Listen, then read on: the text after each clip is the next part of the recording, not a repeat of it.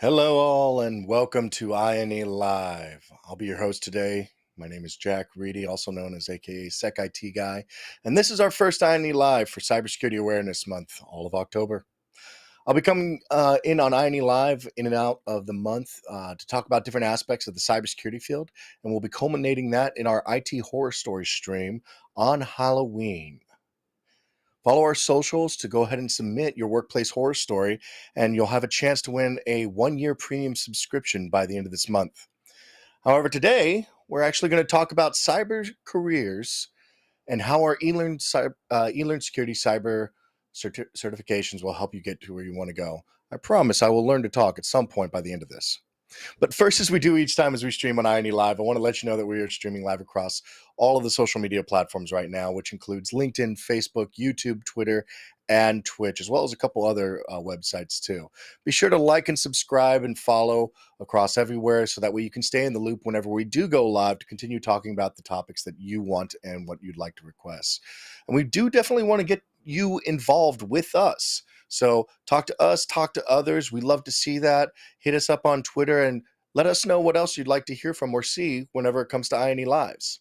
Now, our team right now is actively monitoring chat, so if you have a comment, go ahead and drop it in. If you have a question, put a Q at the beginning of it, and we'll be able to find those easily. They'll send them my way. I'll do my best to answer all of them live today, as many as possible as we can get to. Now, I've had multiple people reach out to me asking about what certifications they should take and what order they should experience these things in. I've also had individuals reach out that are quite unsure about how their certifications align with specific career points that they would like to hit. So today I wanted to do a little bit of a talking head situation and, talk to you guys directly about how we are building our certifications, where they align in your career map, how you can best leverage them to improve your career outcomes, and different ways or where you should really align your interest with as far as your education or learning goes to make sure that your outcomes further progress your career as we go forward. Now I'm going to go ahead and ask that we switch over to the screen share so I can first talk about how we are building these things and the way that we are organizing them. If you're unfamiliar, we basically use what's called the cybersecurity color wheel. Now, this was first proposed at Black Hat in 2017, I believe it was, and I could not find the original author's name as I was looking for them. But I wanted to point out the specific breakdown for career mapping. Now, there's a couple different versions of this, and because cybersecurity is such a broad market, really. I mean, it is ubiquitous in everything we do and all the technology that we touch, from our computers to our handheld devices. Because it is, just so ubiquitous, what you'll see with these color wheels is that they break down into a lot of different categories. For example, I've seen cybersecurity color wheels that break into DevSecOps. So it looks a lot more about coding and quality assurance and testing and product testing and things like that, as opposed to operations, handling, managing whenever, alerts come up, or penetration testing, or et cetera, et cetera. So in this, I wanted to show what we use, particularly in this way, which is a different version of the same color wheel. There's also a wonderful write-up, which I'm going to flip to real quick, from Hacker Noon that goes very deep dive into what the color wheel is and how to use it, specifically this one. Now, like I said, I'm not quite on board with using this one because while it kind of hits the wickets of what we're talking about, it kind of goes too far into the code section. So for us, what we look at is at first what we're very familiar with, attack or offensive operations, being the red team. Penetration testing, a lot of us are very aware of this. We also have then the defensive operations or defenders, also known as the blue team. Comparatively to those two, we have the yellow team, or the engineers, the individuals that are building the systems that each team relies on. So that can be, if you're defensive, that could be the people that are setting up the firewalls, configuring, the architects that are building all of this and mapping it all together, making sure the ports and protocols and the security strategies work together and define well. Or even from an attacker standpoint, it can be the individuals that are building the complex C2 architecture or the actual applications that are managing the multiple devices that you attack. Now, a lot of people think of penetration testing as a one-to-one or one-to-many type of things where you have a platform and a communication network. But realistically, when you get into a maturity architecture, you'll have multi-point to multi-point systems that communicate through multiple streams or input outputs of information once you penetrate multiple networks. So how do you maintain ongoing operations across multitude of targets? That's where you get architects involved in the red team, the penetration testing of things. On top of that, you can also have where you have blue and red working together, which we know very well, called purple teaming. Also, threat hunting tends to be in there. So with that, we have, if we go yellow team and red team working together to create what I just described, the penetration testing, the really high-end engineering behind it, finding the vulnerabilities, weaponizing the 0 days. That would be attack engineering or orange team. A lot of times you'll also find within an orange team threat intelligence for cybersecurity. Obviously, we just talked about it, but purple teaming is the combination of red and blue, where you act as red to then define what blue should be, also known as detection, where you're proactively detecting, and it's a lot of auditing, basically, a lot of auditing and searching. And then the combination of blue and yellow together, so engineering and blue team or defensive operations, would be defensive engineering, or green team, combination of those two together. A lot of times you'll find these individuals called information security engineers, or security infrastructure engineers, or operators, or et cetera, et cetera, et cetera. Milagros asked, do you recommend any certificate for someone who lives in Switzerland? Yes, I recommend them globally. I don't, Switzerland isn't particular. Now, I'm not sure if you have a specific requirement for that region, but no reason why I see, you shouldn't take one in Switzerland. Does EJPT certificate help in landing the job? Well, thank you for the transition, because that's what we're going to talk about next. So with eLearn Security, as I described, we have basically three primary methods or breakups, if you will, of where we focus our attention. We have red team, yellow team, and blue team. We're going to talk in order of those. And we're also going to talk in order from novice to advanced capabilities and, excuse me, novice to advanced capabilities from the certifications. So does EJPT certificate help in landing into the job? Yes, it does. All right. This is designed to be, the EJPT certification is designed to be an entry-level certification into your first role as a penetration tester. Now, I'm not going to say, because at no point when it comes to certifications will any certification guarantee you a job. It's just not the way it works in the field at all. Can it help? Absolutely. Absolutely. Certifications are a wonderful method of determining as a snapshot that you have the skills necessary or the knowledge necessary, depending on what type of certification it is. The bearded IT guy, bearded IT dad, we see you. It's good for you to stop by. I appreciate it.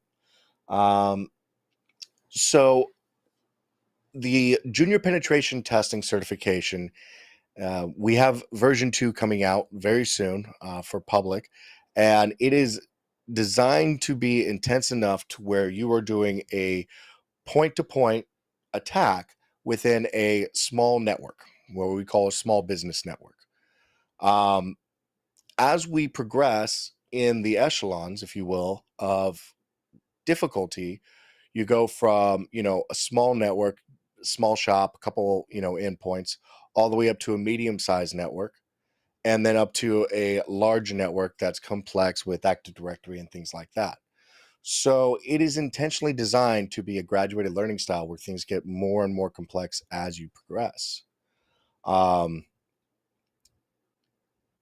In that, from EJPT, which, like I said, that would be the novice entry level, no matter what it is that you're targeting as far as your hacking goes, that would be a great place to start. The novice level, get in there, get your hands dirty, throw your first exploits, understand what SMB is, and keep rolling.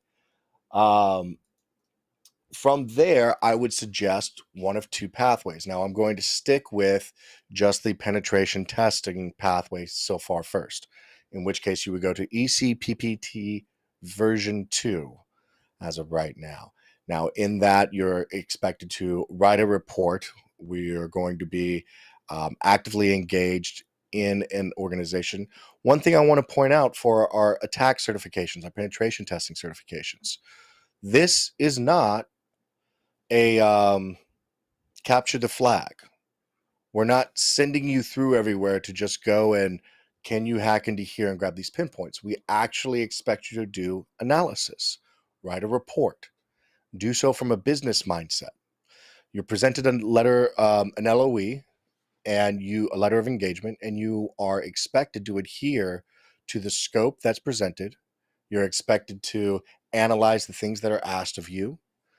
If it says to find all the pathways, you're definitely expected to find all of the pathways that are there within the device. It's not just about breaking into the admin section. You're supposed to, as in business, as would be expected for an actual penetration test, you're expected to analyze the entire scenario as well. With that, as I said, between this certification and the next, we get into the more complex situations of ECPTX version 2. Now, in that's where we introduce Active Directory, and that's where you're going to have much more complex, much more scenarios. Also, keep in mind from an examiner standard. So as you do these exams, the reports are written and they are then graded by the examiners. Our grading criteria also becomes much more strict as you go further advanced into the certification. So if you're doing, a novice, an intermediate level certification, and you have a report requirement, that's going to be graded a little softer than if you are doing any of our advanced certifications. Our advanced certifications, we have a grading rubric. We go very hard, very strict to the grading rubric. You must hit these wickets. And if you do not, and we also have some automatic fail conditions as well. Not to give away too much of the answers in the repositories, but when we talk about the advanced level certifications, the CPTX, for example, the Tester Extreme, or the Web Application Penetration Tester Extreme, which we'll get to in a second, we are expecting you to be at that level as far as an operator goes. All right. So with the Certified Penetration Tester Extreme V2, you'll be required to do an analysis, its Active Directory, and then to present your findings in a meaningful way. Parallel to this, now once you go past, as I talked about, the EJPT would be the novice cert. As you get into an intermediate level, you have a couple pathways. I talked about the primary one. The secondary one would be web application penetration testing. This job is a little more common, I'll say, in a enterprise environment. So the first path that we talked about for penetration testers, which you'd go and you'd sit on a penetration testing team. A lot of times companies will hire penetration testing teams as a boutique service. They don't necessarily, depending on the size of their enterprise, they don't necessarily need a full-time pen tester all the time. However, asterisk there, it's not to say that they don't need pen testing services all the time, depending on how frequently they post to the web. So what you'll see is a lot of individuals called web application pen testers or web app testers or web application quality control or et cetera, et cetera, et cetera, and it goes down the list. A lot of these individuals specialize in web front end testing, vulnerability testing, identification, correction. And so you'll see a lot of individuals that have, they have the penetration testing experience sitting on the desk every single day for a large organization that publishes a lot of web pages and applications and web front end items. And what they do is they do a validation check before these things are published live to make sure that they can withstand being published to the internet without, immediately being compromised, right? So that's where you would see the web application penetration tester, as well as the more advanced certification, the web application penetration tester extreme, come into play. Now, to drop a little hint, some cyber secrets real quick. I'm very excited for EWPT because we have Alexi that's going to be working on some of those courseware coming up. So pay attention, jump into our subscription, and you'll should be seeing some of those coming out soon. I'm trying to keep up with some of the questions real quick, taking a look. Right now, I'm preparing for CEH, and I was thinking to go for EJPT after that. Personally, Tibish, I would recommend you go for EJPT first and then CEH, because you'll get a lot more hands-on experience with a lot of the tools that CEH tests you on. CEH does a lot of, at least when I took it, it was a lot of questions on tool sets and what are these parameters. So if you were to do the EJPT first, you'd put your hands on a lot of the stuff and you'd be able to remember it a lot easier, and then go and do CEH. So excellent. Now I'm going to talk about, we have two more penetration testing certifications. Okay, wonderful. So the two other ones, these are specialty, and I would say that they fall somewhere in the range of an intermediate to an advanced certification. Sort of. They're so specialty that to get to a super advanced level would be to just stay on the cutting edge of research and knowledge by yourself. And what that means is, the first one I'll talk about is the mobile application penetration tester. And if you were to be sitting on the advanced level of that as a certification goes, you would be, as a new version of Android gets published, you would be there testing it yourself. So these are an intermediate level skill set as far as when you can, what I would recommend, you start studying. I would personally recommend doing mobile application penetration testing if you're really into it, like right around the CPPT timeframe, because you can deep dive. It's a specialty. You can deep dive into it, and you can really get into it and really enjoy it and understand what it is to hack a mobile device, and then from there grow into the field and everything else. In that particular test, we provide you a vulnerable mobile image that you then, and we identified two specific vulnerable apps that we've designed to be vulnerable. You then have to diagnose why they are vulnerable, identify what it is that we're asking from you for information, and present it in a meaningful way repetitively. So you do have to code and present a APK file that we can install and actually attack the phone repetitively. So pretty interesting test. Really, really enjoy that one. The second one that we have is the Certified Exploit Development Student, and that is going to be the Ecxd. Like I said, that would be intermediate. It would go more towards the orange team, where you are designing exploits that you can submit. Excuse me one second.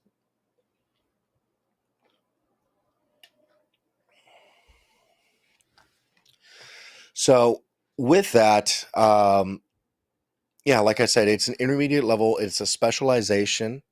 It would be much more focused on the coding aspects of penetration testing as opposed to the operations.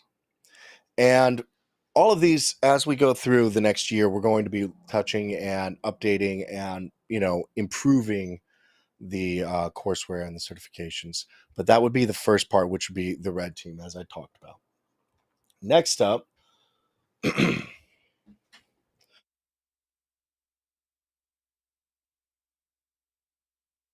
Excuse me, guys. Sorry.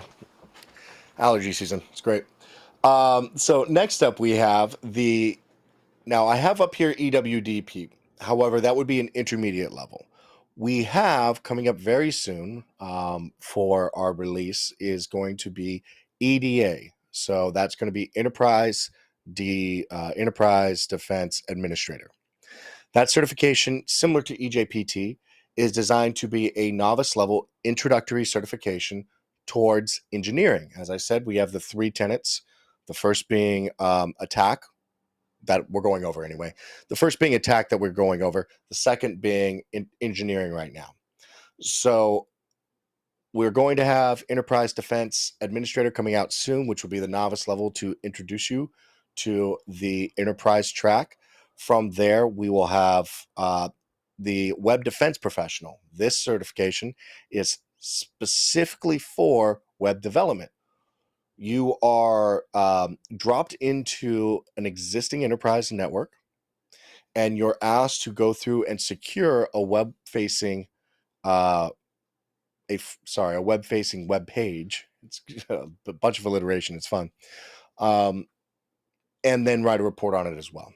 So the web defense professional is definitely for that cybersecurity practitioner, like I said, that is checking, validating that websites are good to go before they go out on the web, as well as building the backend systems for the reporting.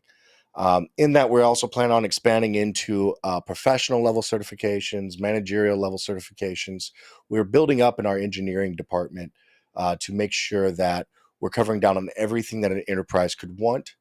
And we're covering down on the information security engineering, the infrastructure engineering, and the other types of building that goes into it, building programs. Some of the other things that we'll be doing coming up soon also includes cloud security, as I've seen a couple people ask, as well as some network security too. Now, those are in the works. Can't talk too much about them, but should see some things soon. Moving forward, ECIR. So now we're getting into the defensive section. Personally, my bread and butter. ECIR is an intermediate level. Now, unfortunately, as of right now, we do not have a novice level blue team certification. However, we are working towards that. Should hopefully have something coming out soon, or not soon. I can't say soon there, but we're building towards breaking up ECIR into a multi-tiers, very similar to the way our penetration testing cert goes. That way you can go from novice to intermediate, as well as into advanced levels of incident response. Incident response, surprisingly, is generally broken up into a tiered system of tier 1 to tier 3. You have tier 1, which is the initial triage of alerts. Then you would have tier 2, which is somebody that deep dives into alerts to validate that they are or are not working, as well as starts the remediation process, provides recommendations on how to fix this from happening again.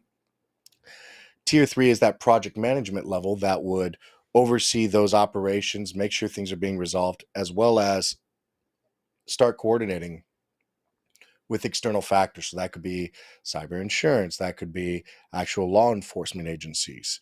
That's where your tier 3 and that expertise comes in to organize and coordinate with those individuals. So we're slowly working to break those out and build those out, very similar to the way that we have the penetration testing structured.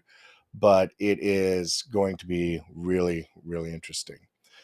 Following that up, we have the CTHP. Now, instant response, you're analyzing an incident, you are writing a report. CTHP, you're doing the same thing, but for those of you that are familiar, it is threat hunting. So that is, you're provided a data set, you have to evaluate it, proactively search and identify who was involved, how were they attacked, what did the attack look like. It goes very deep. It is wonderful. Really enjoy that certification. But that is the purple team level of combination and going in. Again, like I said, I would consider that to be an advanced certification. I might burst some bubbles, but it is very difficult to enter cybersecurity greenfield into a threat hunting position. Usually, I'm not saying impossible, difficult. Usually it's expected that you have some form of experience in defense. That could be from a tier 1 instant response, gig, or even an information security engineer position, even if it's junior or something like that. Because threat hunting means that you're able to identify the logs, understand the logs from a multitude of technologies all across the spectrum. And if that's the case, it just kind of comes with experience. You know what I mean?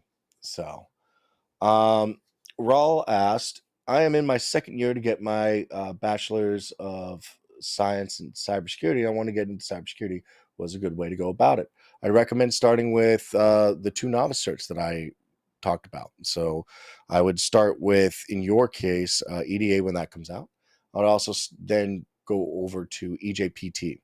Now, you might ask, why are you recommending a penetration testing if I want to go into the defensive side of cybersecurity? Because you want to know about attackers so that way you can defend against them. The best, what is it? The best defense is good offense. Well, the best defense is knowing how the offense operates.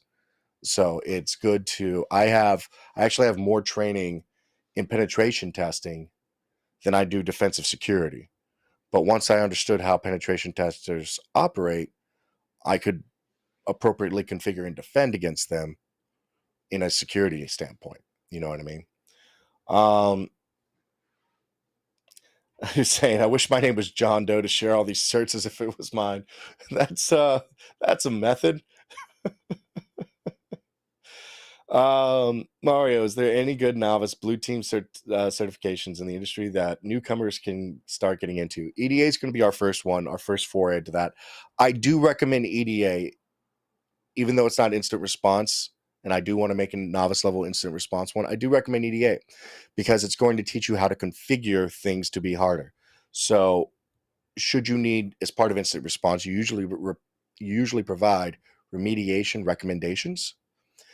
And if you understand how to configure the systems necessary to make sure that they're secure, you're able to write those recommendations a lot easier. So the combination of EDA combined with the instant response certification will get you there. The EDA course is already up on INE. Yes, Corinne, it is. I'm talking about the certification that's going to be coming out very soon. If you follow our socials, you should hear about a beta test coming out in the next couple months.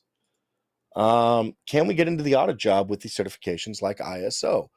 So again, it's hard to say yes or no to jobs and can you get in, because each HR has its own definition of what does and does not count. Will you have the skills? Yes. You will have the skills necessary to get in there. Will they have some gateways to jump through, like go get a different certification? Probably. That's pretty standard. Usually they like 3 or something. But to put your hands on, learn the skills necessary to actually do the job and understand the technologies, our certifications are, personally, I believe that they can't be matched. We really focus on the skills necessary to get you to the next level for the job and the position. With that, kind of want to talk about the next certification on our map, which is the Cdfp. Now, this is an advanced certification. This deep dives into digital forensics from a bit level, which means hexadecimal editing, capturing disk images, and things like that. It's intense. It is intense, and it is meant to be. It is great for somebody that might want to do digital forensics as a professional. It is also great for if you want to go to that tier 3 incident response level. This is great to understand digital forensics from a standpoint where, as an incident responder, sometimes you're asked to collect forensics evidence to hand over to a law enforcement official, or office, or 3-letter agency, et cetera, et cetera, et cetera. Those things happen.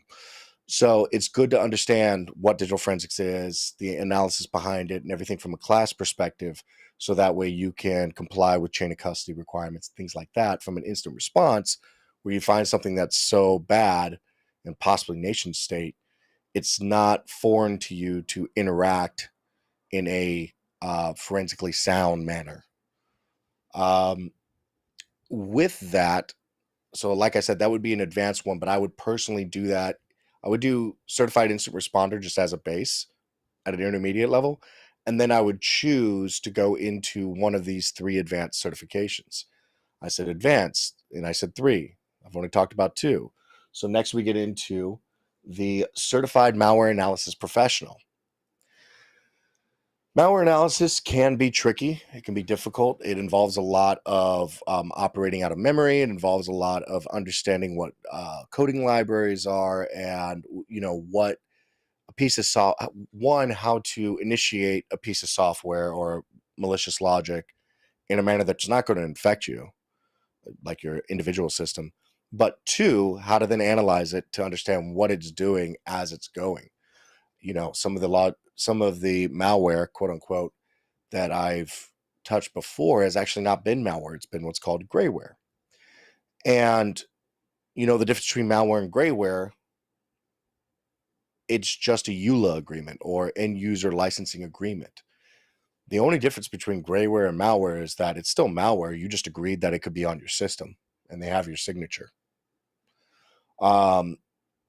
So being able to take that sample, break it down into a meaningful way, understand how it communicates, operates, and touches in your system is an important part of the incident response process. Now, again, I consider this to be an advanced level certification. It is definitely something that you want to consider for that tier 3 instant response. It can also get hairy where you go and do a deep dive into it, also known as the certified reverse engineer. Now, the difference between malware analysis versus reverse engineer, generally speaking, very generally speaking, is the depth in which you're investigating what that malicious logic is doing. Frequently in malware analysis, you simply set up a bunch of monitoring on the system and you click run and you just record what it's doing. And then you analyze what you're recording. Whereas reverse engineering, you are looking at it at a bit level, or not even bit level. You're looking at it at an assembly level, and you're hitting play, stop, a bunch, and reading what it does at a processing level, where it is injecting strings into memory processes, or where it is very deep dive into exactly what's going on. Now, in and of itself, that level of software breakout is a job. Reverse engineering by itself is a full-on job. That's where you would find a lot of engagement with like an antivirus company or, one of the big tech companies, things like that. Can a non-tech degree with 10 years of network engineer experience get into cybersecurity? If yes, what would be the path? Yeah, absolutely, Sidish. It would be, personally, I would go into information security engineering. I mean, I professionally, I came from a networking background myself. It was very easy to transition because I went into engineering, where I'm both.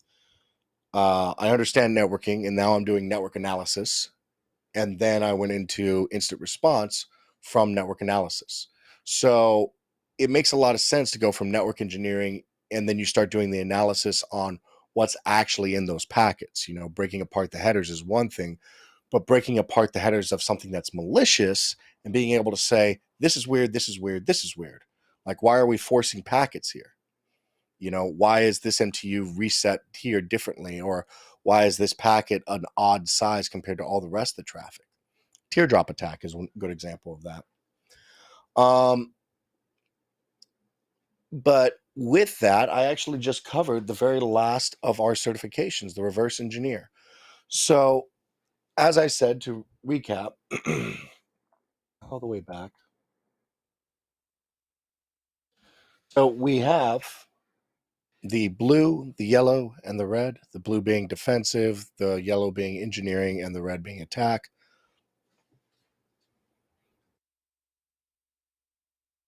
Sorry about that.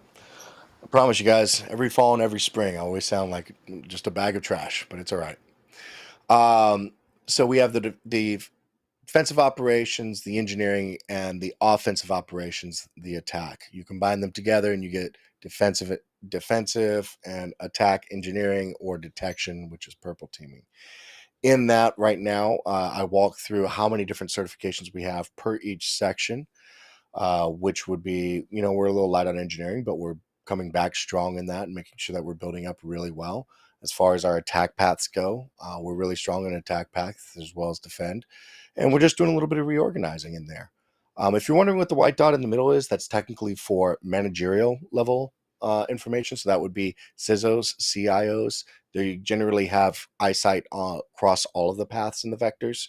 So they're trying to build really resilient things. They're trying to maintain defensive operations, trying to better understand attack operations. So you'll generally find some type of quote unquote management level section right in the center. Let me make sure I got all of the questions together.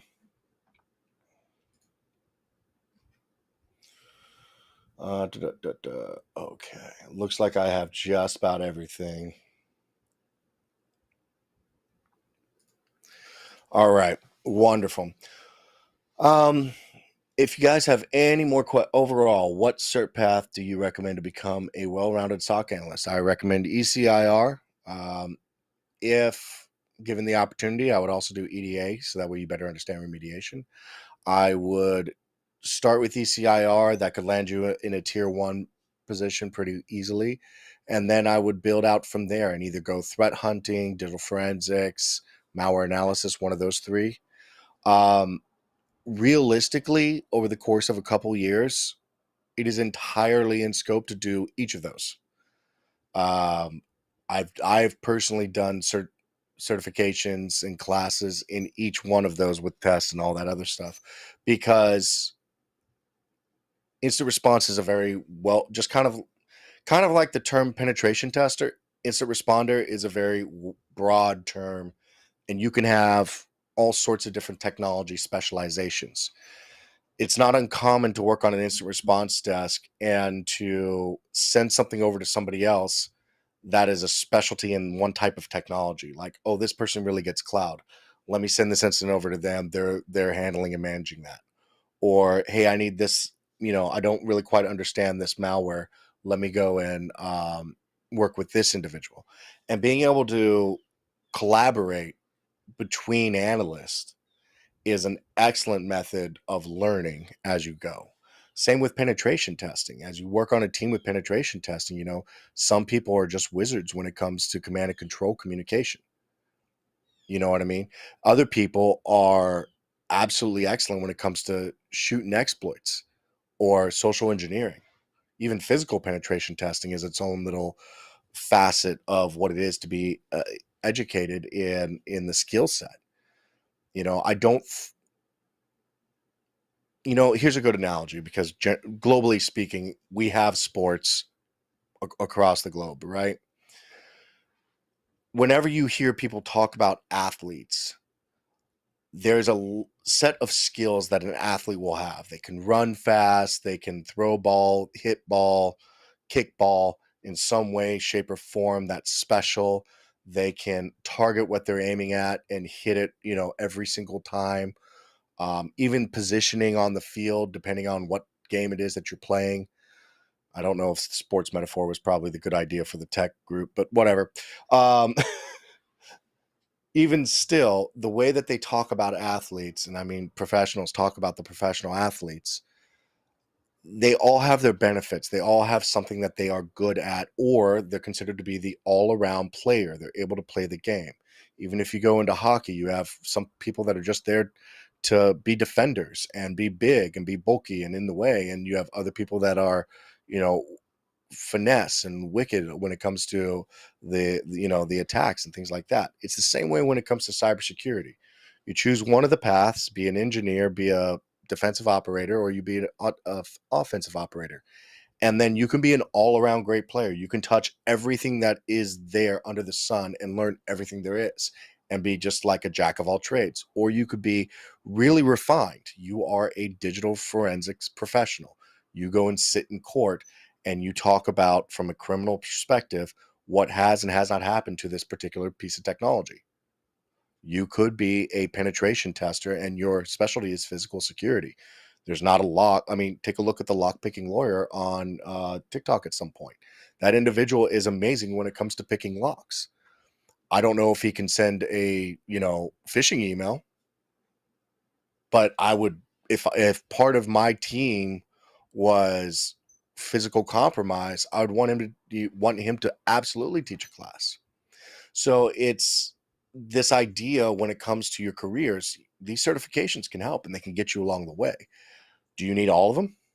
It just depends. What do you want to be? How do you want to do? And what do you want to shape your job to be?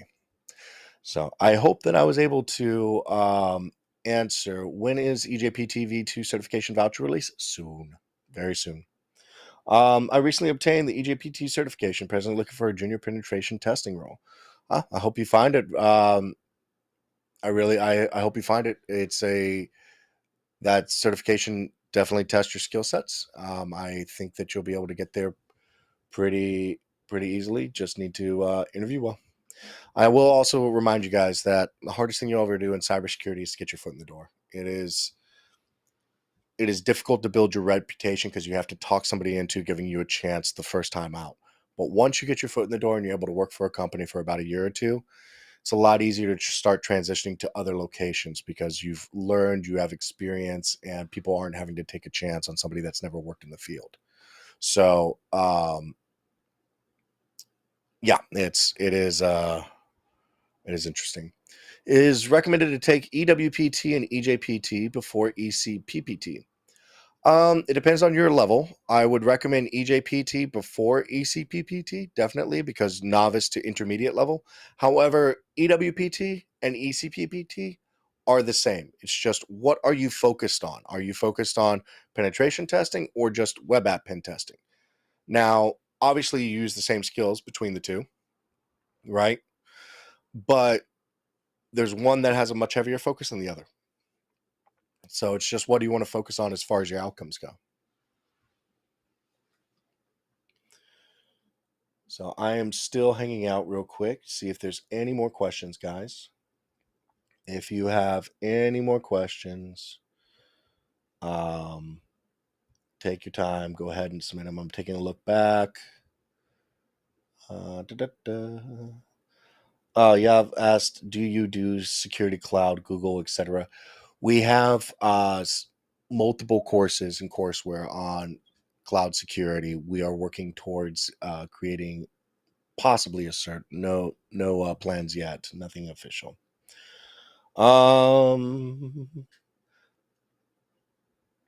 Is there a big difference between the EJPT and EJPT version 2 from White?